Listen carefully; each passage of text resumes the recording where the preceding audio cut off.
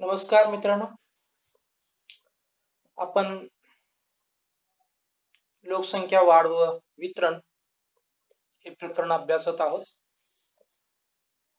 या प्रकरणामध्ये लोकसंख्येच्या वितरणावर परिणाम करणारे घटक आपण अभ्यासत आहोत. यामध्ये प्रमुख 3 घटक आहेत: भौगोलिक, प्राकृतिक, नैसर्गिक घटक, आर्थिक घटक, सामाजिक, ऐतिहासिक व राजकीय घटक. यामध्ये आपण भौगोलिक, प्राकृतिक व नैसर्गिक घटकांच्या अभ्यासाला आपण सुरुवात केलेली आहे. त्यामध्ये स्थान या घटकाचा आपण अभ्यास केला. त्यानंतर प्राकृतिक रचना, त्यामध्ये आपण पर्वत या घटकाचा अभ्यास केला, पठार या घटकाचा अभ्यास केला, मैदानी या घटकाचा अभ्यास केला आणि आज आपण हवामान या घटकाचा अभ्यास करणार आहोत. हवामान म्हणजे काय, इथपासून आपण सुरुवात करणार आहोत आणि काही मूलभूत घटकांच्या बरोबरच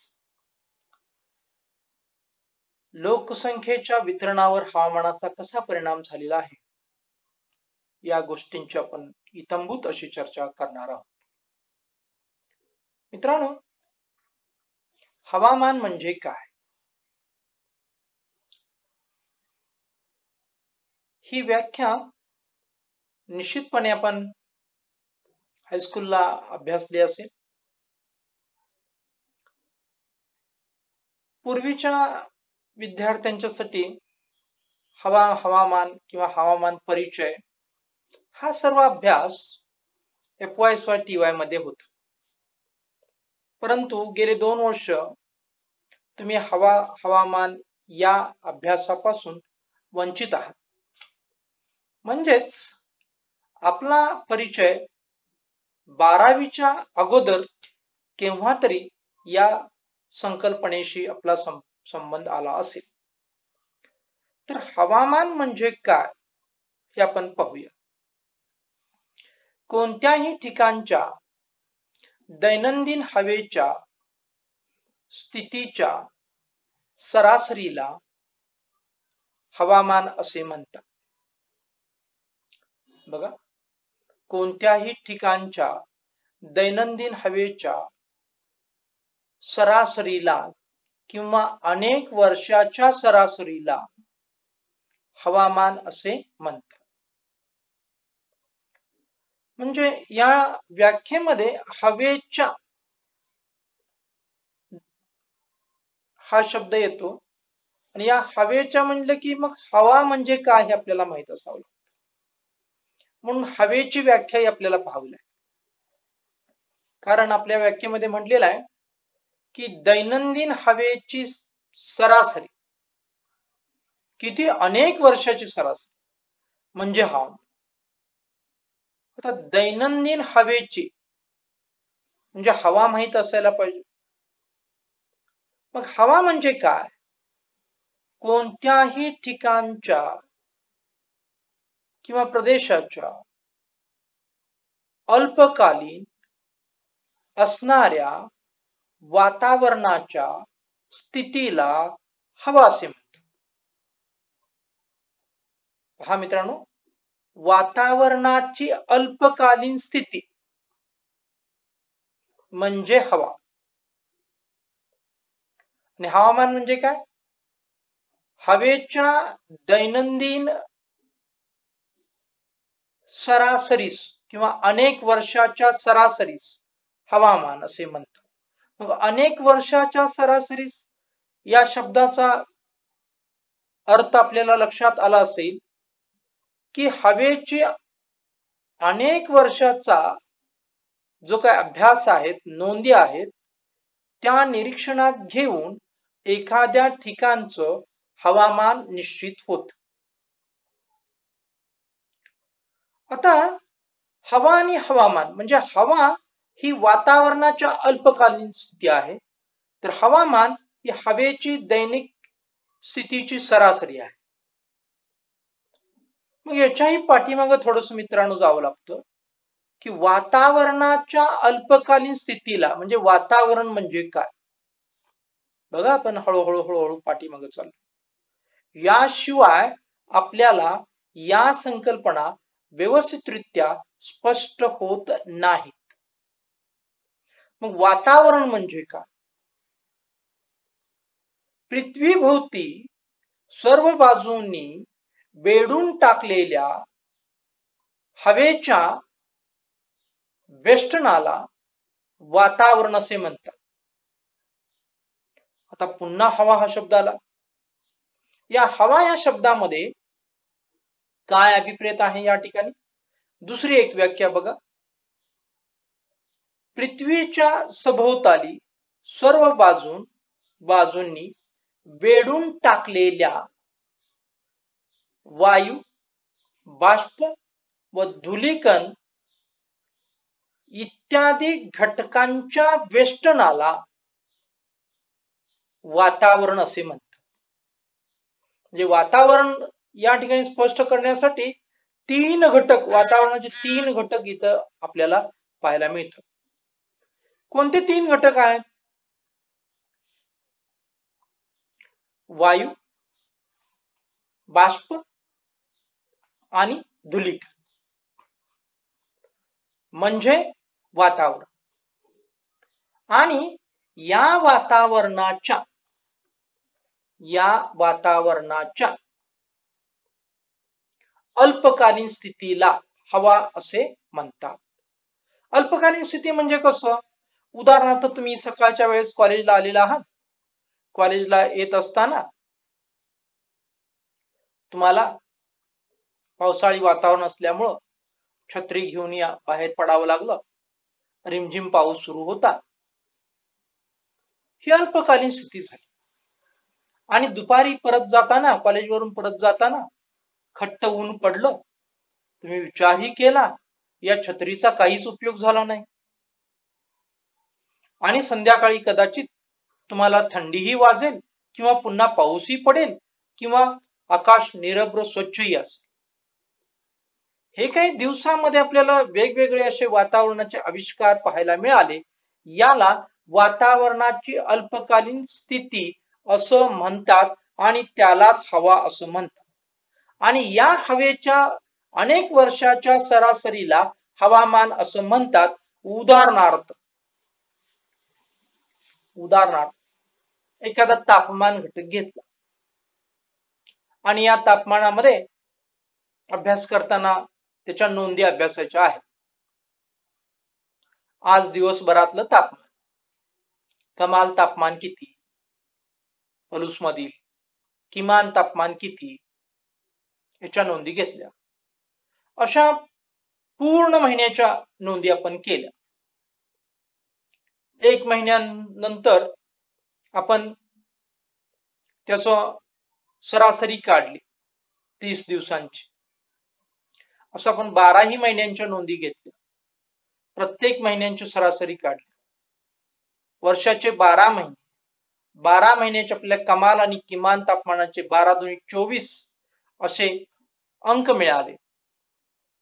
याचे पुन्हा आपण सरासरी काढली. ती वार्षिक कमाल आणि किमान तापमान झालं.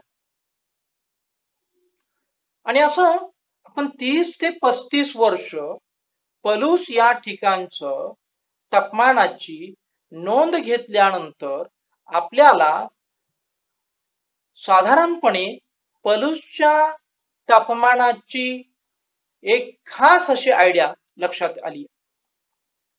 आणि त्यातून आपण पलूसचं तापमान ठरवलं. हा तापमान एक घटक झाला. अशा अनेक जी काही हवेची अंग असतात त्या सर्व घटकांचे 30 ते 35 वर्षाच्या नोंदी, त्याच्यावरून पलूसचं हवामान ठरतं. उदाहरणार्थ तापमानाचं झालं. तापमान एक घटक आहे, हवेचं अंग आहे. लक्षात घ्या. आपण तापमान, हवेचं तापमान, हवेचा असणारा वायुभार, हवेमध्ये असणारी आर्द्रता, हवेमध्ये असणारं जे काही ढग, हवेमध्ये असणारा जे काही वारा, हवेमध्ये असणारं आपल्याला पाहायला मिळणारं वृष्टी, या सगळ्या गोष्टींचा आपण दीर्घकालीन अभ्यास केल्यानंतर एखाद्या ठिकाणचं हवामान ठरतं. याला हवेची अंगे असेही म्हणतात. याच्यामध्ये अभ्यास करण्यासारख्या पुष्कळ गोष्टी आहेत. की वातावरणाचे 3 घटक, त्या 3 घटकांचा विस्तृत अभ्यास, वातावरणाची रचना, मित्रांनो खूप असे आपल्याला ज्ञान देणाऱ्या या गोष्टी आहेत. या गोष्टी थोडस आपण जरी सिलेबसला तुम्हाला नसल्या किंवा नव्हत्या तरी सुद्धा तुम्ही अभ्यासणं अत्यंत आवश्यक आहे. कारण ज्याला आपण बेसिक म्हणतो किंवा फाउंडेशन म्हणतो, ते फाउंडेशन या ठिकाणीच लपलेलं आपल्याला पाहायला मिळतं. आणि हे फाउंडेशन आपल्याला स्पर्धा परीक्षेसाठी किंवा मूलभूत ज्ञान स्पर्धा परीक्षेसाठी अत्यंत महत्वाचं आहे. त्यासाठी तुम्हाला स्वतंत्र काय करावं लागतं, पैसे मोजावे लागतात आणि मग फाउंडेशन कोर्स करावा लागतो आणि मग स्पर्धा परीक्षेचे इतर क्लासेसकडे वळावं लागतं आणि मग स्पर्धा परीक्षेमध्ये तुम्ही उतरू शकता आणि यश संपादन करू शकता. ते फाउंडेशन म्हणजे दुसरं तिसरं काही नसून या ज्या काही मूलभूत संकल्पना आपण अभ्यास करत असताना येतात, त्या संकल्पनांच्याकडं आपण सखोलपणे पाहणं, अभ्यासणं म्हणजेच काय असतं की मूलभूत ज्ञान किंवा फाउंडेशन नॉलेज असं आपण म्हणतो, ते फाउंडेशन नॉलेज आपण आत्मसात करायला पाहिजे. त्यासाठी अनेक प्राकृतिक भूगोल नावानं अनेक पुस्तकं ग्रंथालयामध्ये उपलब्ध आहेत. त्यातून आपण वातावरण, हवा, हवामान या घटकांचा विस्तृत अभ्यास करावा अशी माझी अपेक्षा आहे की जेणेकरून तुम्हाला याचा उपयोग तुमच्या भविष्यकालीन वाटचालीमध्ये होईल अशी मला आशा आहे. आणि त्यातून तुम्ही निश्चितपणे यशस्वी व्हाल, कारण तुम्हाला हे सामान्य ज्ञान अत्यंत महत्वपूर्ण असतं. त्या अभ्यासामध्ये आपल्याला जर काही अडचणी आल्या, काही समजलं नाही, काही कन्सेप्ट कळायला नाही, काही शब्दांचे अर्थ कळाले नाहीत, तर निश्चितपणे आपण माझ्या नंबरवरती आपण काय करू शकता, मला संपर्क करू शकता, भेटू शकता आणि आपण अधिक माहिती त्याच्यावरती आपण घेऊ शकतो. या ठिकाणी आपण इतक्याच याच्या व्याख्येपुरतच आपण मर्यादित ज्ञान पाहूया आणि पुढे आपण वाटचाल करूया. तर हवामान म्हणजे ही संकल्पना पाहिल्यानंतर नित्य दैनंदिन जीवनामध्ये याचा कसा गोंधळ होतो हे पाहूया. दररोज टीव्ही मध्ये आपण बातम्या बघता आणि आपण काय करता की आजचे हवामान असं बातम्यानंतर आपल्याला सांगितलं जातं. मित्रांनो, आजचं हवामान असं हा जो काही शब्दप्रयोग आहे, हा शब्दप्रयोग अत्यंत चुकीचा आहे. कारण आजचं म्हणजे अल्पकाळ झाला आणि अल्पकाळातील वातावरणाची स्थिती म्हणजे हवा असते. म्हणजे हवेचा वृत्तांत असं म्हणायला हवं. तर आजचा हवामानाचा वृत्तांत असा शब्द आपल्या कानावर पडतात. ते बोली भाषेच्या दृष्टिकोनातून ते आपण समजून घ्या, ग्राह्य धरा, परंतु भौगोलिक शास्त्रीय ज्ञानाच्या आधारे ही संकल्पना किंवा हे वाक्य चुकीचं असतं. तर आजची हवा असंच म्हणावं लागतं. इंग्लिश बातम्या ऐकल्यानंतर तिथं मात्र बरोबर तुम्हाला या शब्दाचा वापर पाहायला मिळतो. तिथं असतं वेदर रिपोर्ट, मराठीमध्ये असतं हवामान, हवामानाचा वृत्तांत. वेदर या शब्दाचा अर्थ मराठीमध्ये हवा होतो आणि हवामानाला इंग्लिशमध्ये शब्द असतो क्लायमेट. क्लायमेट रिपोर्ट कधी बातमी सांगणारा, न्यूज सांगणारा रिपोर्टर म्हणत नाही, वेदर रिपोर्ट म्हणतो. वेदर रिपोर्ट म्हणजेच हवेचा वृत्तांत. इथं इंग्लिशमध्ये आपल्याला बरोबर पाहायला, मराठीमध्ये आपण हवामानाचा वृत्तांत म्हणतो, तिथं आपण जरा चुकीचा शब्द पाहायला मिळतो. तर याला इंग्लिश शब्द आहे, हवेला वेदर आणि हवामानाला क्लायमेट. हे आपण लक्षात घेणं अत्यंत आवश्यक आहे. तेव्हा आपण या हवामानाचा मानवी जीवनावरती म्हणजेच लोकसंख्येवरती काय परिणाम होतो हे आपण अभ्यासणार आहोत. मानवी जीवन सुसह्य जगण्यासाठी साधारणपणे 4 अंश ते 21 अंश सेल्सिअस तापमानाची गरज असते. या तापमानामध्येच मानव आपलं जीवन सुसह्यपणे जगू शकतो. यापेक्षा कमी तापमान असेल तर त्याला अति शीत हवामान असं आपल्याला म्हणावं लागेल. अतिशीत, नुसतं शीत नाही मित्रांनो, अतिशीत हवामान असं आपल्याला म्हणावं लागेल. मी आत्ताच सांगितलेलं आहे की हवामान दीर्घकाळ एखाद्या ठिकाणचा अभ्यास हवेचा म्हणजे हवामान. तर या अतिशीत हवामानामध्ये जीवन जगणं अत्यंत मुश्किल असतं. तसंच 21°C पेक्षा पुढचं जे काही तापमान आहे ते तापमान सुद्धा मानवी जीवनास सुसह्य असत नाही. आणि म्हणून 21°C पेक्षा अधिकचं तापमान आहे हे तापमान सुद्धा मानवी जीवनास प्रतिकूल असणारं तापमान ठरू शकतं किंवा ठरतं. आणि म्हणून आपण असं म्हणू शकतो की अतिउष्ण हवामान, अति कोरड हवामान, अति दमट हवामान, अति थंड हवामान ही सर्व हवामान प्रतिकूल हवामान आहे. म्हणजेच या ठिकाणी मानवी वसाहती अत्यंत अल्प असतील, कमी असतील किंवा काही ठिकाणी अपवादात्मक परिस्थितीत त्या ठिकाणी मानवी वसाहती नसतील सुद्धा, अशी परिस्थिती आपल्याला संपूर्ण पृथ्वीवरती पाहायला मिळते. आपण पाहूया की अतिउष्ण व कोरडे हवामान. अतिउष्ण व कोरडे हवामान आपल्याला दुसऱ्या शब्दामध्ये, परिचित असणाऱ्या व्यवहारिक शब्दामध्ये सांगायचं झाल्यास याला वाळवंटी हवामान असंही आपण म्हणू शकतो. अतिउष्ण व कोरडे हवामान. मग वाळवंटी हवामान म्हटल्यानंतरच मग वाळवंटांचा पण त्यामध्ये समावेश होतो. मग त्याच्यामध्ये जगातील मोठी असणारी वाळवंट आणि छोटी असणारी वाळवंट या सर्व वाळवंटांचा समावेश त्या ठिकाणी होईल. या ठिकाणी प्रचंड उष्णता असते आणि पर्जन्य अत्यंत अल्प असतं की ज्यामुळं त्या ठिकाणी मानवी वसाहती स्थापन होऊ शकत नाही. आणि तिथं मग लोकसंख्या निश्चितपणे अत्यंत विरळ आपल्याला पाहायला मिळते. एकूण पृथ्वीच्या भूभागापैकी जवळजवळ 33% क्षेत्र आज वाळवंटी भागानं व्यापलेलं आहे. आणि या 33% क्षेत्रामध्ये जगातील फक्त 3% एकूण जी लोकसंख्या आहे त्या एकूण लोकसंख्येच्या 3% लोकसंख्या राहते. पहा किती प्रचंड असणारा हा भूभाग आहे आणि या प्रचंड असणाऱ्या भूभागावरती किती अल्प असणारी लोकसंख्या त्या ठिकाणी वास्तव्य करत आहे. 33% भूभागावरती 3% लोकसंख्या. आपल्याला असं चित्र पाहायला मिळतं. त्याचं कारण असं आहे की अत्यंत उष्ण हवामान किंवा विषम हवामान सुद्धा म्हणू शकतो. कालच आपण पाहिलं की विषम हवामान म्हणजे काय, की जसं अत्यंत दिवसाचं तापमान अत्यंत कमाल तर रात्रीचं तापमान अत्यंत किमान, याला आपण विषम हवामान असं म्हणतो. वाळवंटामध्ये अशीच परिस्थिती आपल्याला पाहायला मिळते. दिवसा सावलीतलं तापमान जवळजवळ 50°C आसपास असतं. सहारा सारख्या वाळवंटामध्ये तर सावलीतल्या दिवसाचं कमाल तापमान 52°C पर्यंत सुद्धा पोहोचतं आणि किमान तापमान हे 0°C खाली सुद्धा जातं. आणि म्हणून त्या ठिकाणी तापमान कक्षा खूप मोठी असते.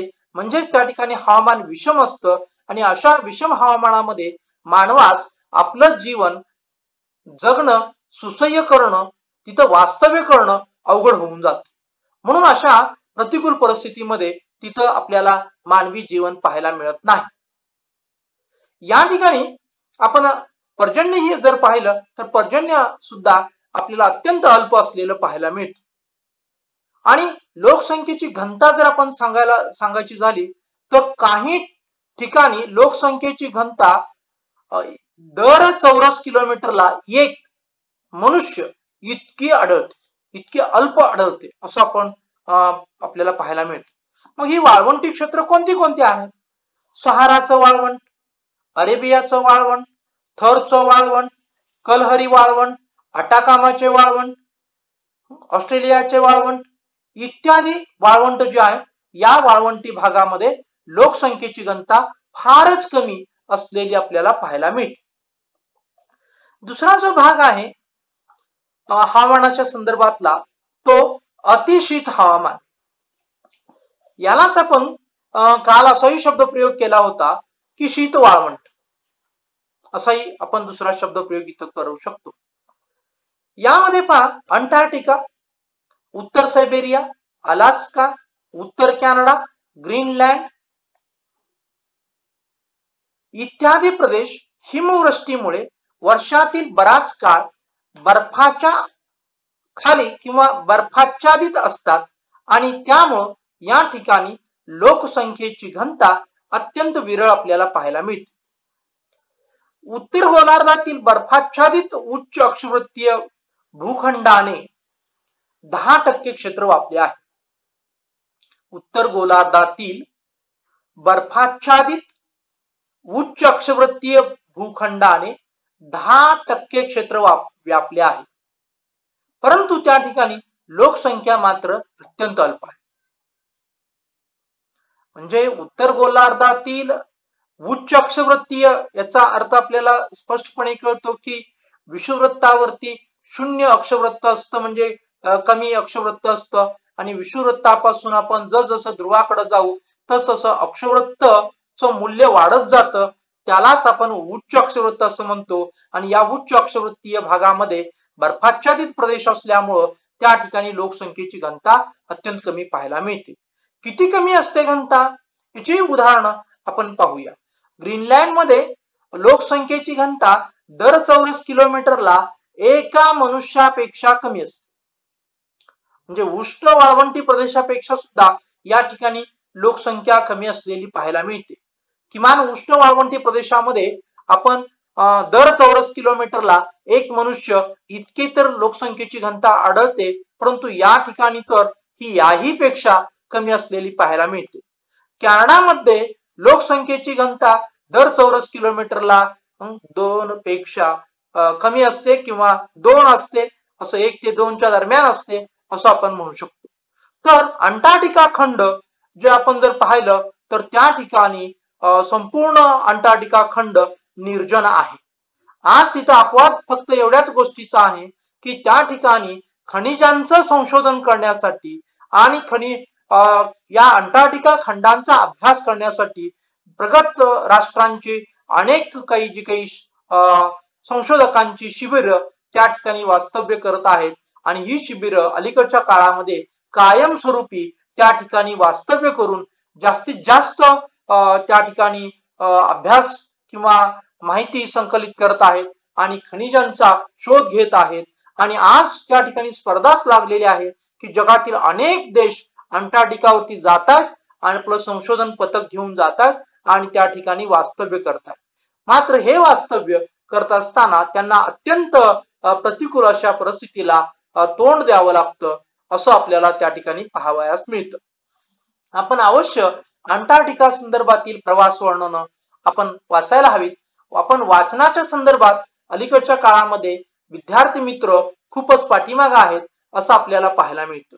ते नेहमीच अत्यंत आधुनिक असणाऱ्या स्मार्टफोनच्या प्रेमामध्ये संगतीमध्ये असल्यामुळं वाचनापासून दूर आहेत आणि आपल्याला फक्त मनोरंजनात्मक जे काही कार्यक्रम आहेत, क्रियाकलाप आहेत, या क्रियाकलापामध्ये आपला अधिक वेळ जातो आणि आपण ज्ञानार्जनामध्ये विद्यार्थी असून सुद्धा खूप पाठीमागे राहतो याची जाणीव मला या ठिकाणी करून द्यावीशी वाटते.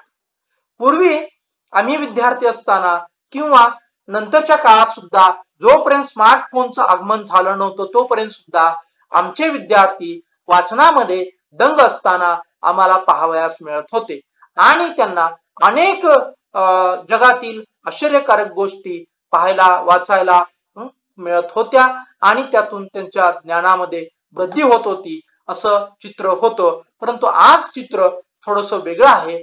अत्यंत वाचाल तर वाचाल असं वारंवार म्हणावं लागतं.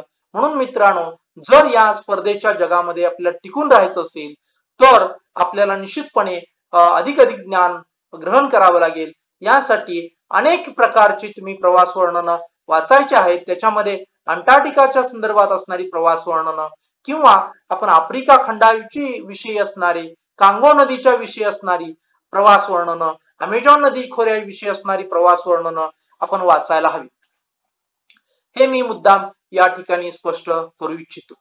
यानंतर पहा की आपण पाहणार आहोत तो भाग म्हणजे अति उष्ण व अति आर्द्र हवामान. अति उष्ण व अति आर्द्र हवामान.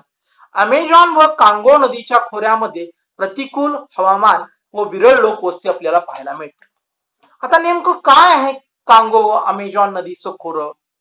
हे विषुववृत्तीय हवामानाच्या पट्ट्यामध्ये आणि या ठिकाणी पहा की दररोज विषुववृत्तीय हवामान कसं आहे हे आपल्याला साधारणपणे कल्पना यावी म्हणून मी आपल्याला सांगतो की या ठिकाणी दररोज मोठ्या प्रमाणात आपल्याला सूर्यप्रकाशाची किरण मोठ्या प्रमाणात उष्णता देतात.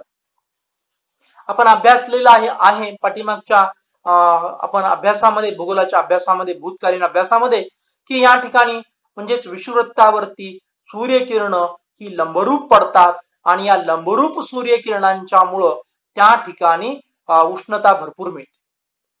दुपारपर्यंत भरपूर उष्णता मिळते आणि त्यानंतर पहा की हळूहळू जसं सायंकाळ व्हायला लागते तस या भरपूरच्या सूर्यकिरणांच्या उष्णतेमुळे त्या ठिकाणी आर्द्रता निर्माण होते. अर्थात आर्द्रता कशी निर्माण होते तर त्या ठिकाणी असणार जी काही पाणी आहे बाष्प त्या पाण्याचं बाष्पात रूपांतर होतं आणि आर्द्रता निर्माण होते आणि या आर्द्रतेपासून ढग निर्माण होतात आणि सायंकाळपर्यंत काय होतं की दुपारनंतर असं म्हणूया सायंकाळ म्हणण्यापेक्षा दुपारनंतर हळूहळू ढग गोळा व्हायला लागतात आणि मग सायंकाळपर्यंत भरपूर असे आकाशामध्ये पूर्ण मेघाच्छादन होतं आणि मग काय होतं की वृष्टी पाऊस पडायला सुरुवात होतो आणि रात्री उशीरपर्यंत हा पाऊस पडत राहील.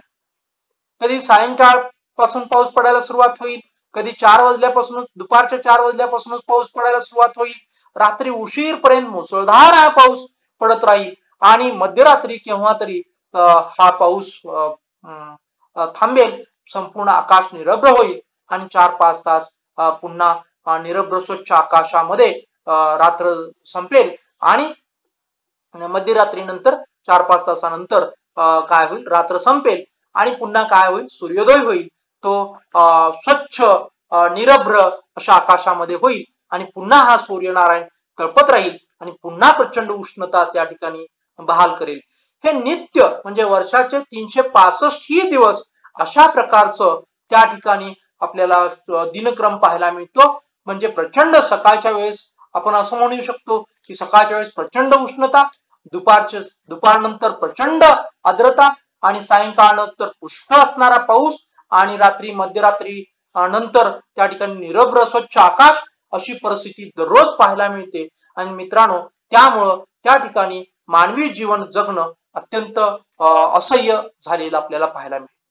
मग या प्रदेशामध्ये या अशा प्रदेशामध्ये जे काही विशेषतः आफ्रिकेतील कांगो नदीचं खोरं आणि दक्षिण अमेरिकेतील अमेझॉन नदीचं खोरं यांचा समावेश होतो. याचे अधिकचं वर्णन जे आहे हे अधिकचं वर्णन मी तुम्हाला माझ्या पुढील लेक्चर मध्ये मी करेन, कारण या ठिकाणी आपल्या अत्यंत अल्प काळाचे लेक्चर असल्यामुळं आपल्याला सुरुवात झाल्याबरोबरच थांबावं लागतं. त्यामुळे थोडीशी लिंक ही तुमची माझीही दोघांचीही लिंक तुटते आणि थोडस आपल्याला डिस्टर्ब होतो.